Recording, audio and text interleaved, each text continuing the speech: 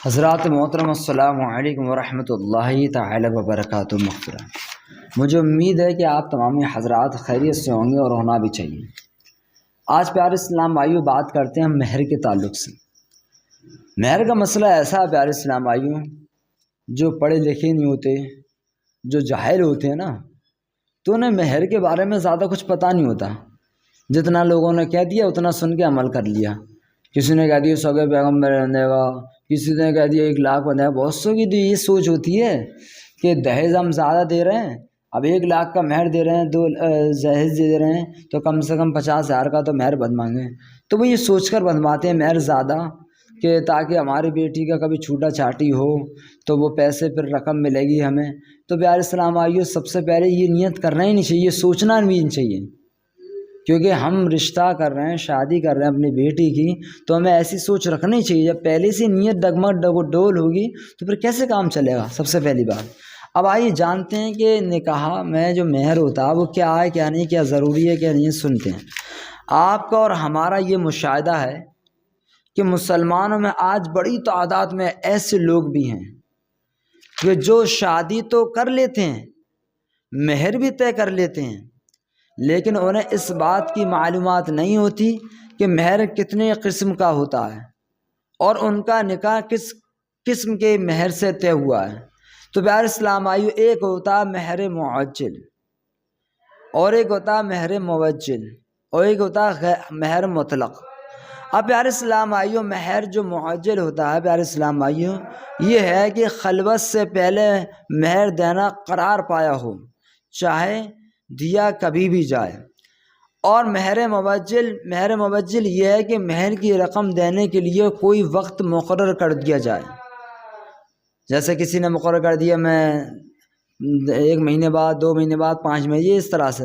اور مہر مطلق یہ ہے کہ جس میں مذکور دونوں باتوں میں سے کچھ نہ طے کیا جائے، یعنی جب چاہے تب دے دیا جائے۔ اب ان تمام مہر کی قسموں میں مہر معجل رکھنا زیادہ افضل ہے، کہ رخصتی سے پہلے ہی مہر ادا کر دیا ہے، گھر جا کر ادا کر دیا۔ مہر معجل وصول کرنے کے لیے اگر عورت چاہے تو اپنے آپ کو شوہر سے دور بھی رکھ سکتی ہے، یعنی اختیار ہے اسے، یہ طاقت ہے، یہ پاور ہے کہ وہ اپنے شوہر سے دور رکھ سکتی ہے، باز رکھے۔ اور مرد کو حلال نہیں کہ عورت کو مجبور کرے یا اس کے ساتھ کسی طرح کی زبردستی کرے۔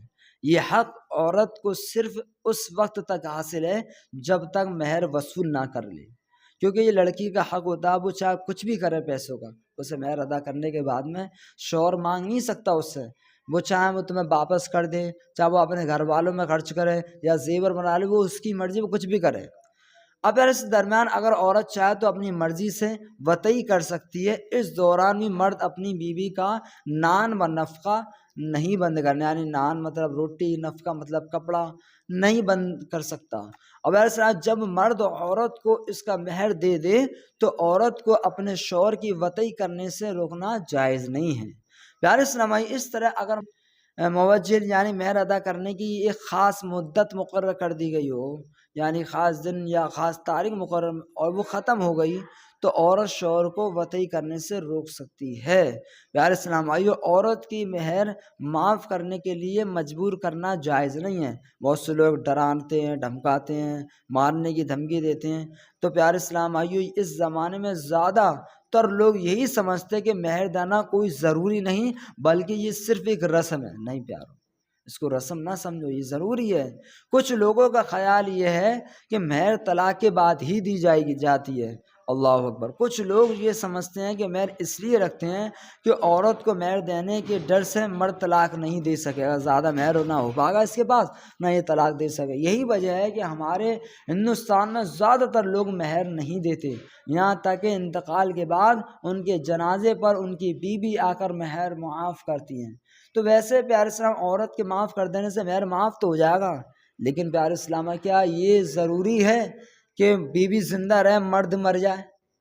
یا بیوی تو پہلے مر سکتی ہے نا، لیکن یہ ضروری ہے کہ بیوی پہلے مرے، لیکن بیوی کو پہلے مارنا نہیں سوچیں گے کہ بیوی پیارے مرد پہلے مر جائے پھر بیوی معاف کرنے کے لیے اس پہ جائے۔ پیارے اسلام بھائی، موت جو ہے نا، کبھی بھی کسی کو بھی عزیز ضرور نہیں ہے کہ مرد پہلے مرے، انتقال ہو، عورت بعد میں مرے۔ ایسا بھی تو ہوتا ہے عورت پہلے بھی انتقال کر سکتی ہے بیوی اور شوہر بعد میں بھی انتقال، پھر کیا کرو گے؟ پھر کیسے معاف کرواؤ گے؟ تو پیارے اسلام بھائیوں، ملی حق عبادت میں گرفتار ہے ایسا شخص، قیامت میں سخت پکڑ ہوگی اور سخت عذاب ہوگا، لہٰذا اس خطرے سے بچنے کے لیے مہر ادا کر دینا ہی چاہیے، اور اس میں ثواب بھی ہے، اور یہ ہمارے پیارے آقا صلی اللہ علیہ وسلم کی سنت ہے۔ ہمارا رب عز و جل ارشاد فرماتا ہے کہ عورتوں کو ان کے مہر خوشی سے دو، اور فرماتا ہے تو جن عورتوں کے نکاح میں لانا چاہو تو ان کے بندے ہوئے مہر انہیں دے دو۔ عورت اگر ہوش و حواس میں درستگی میں راضی ہے اور میں معاف کر دیتی ہے تو معاف ہو جائے گا۔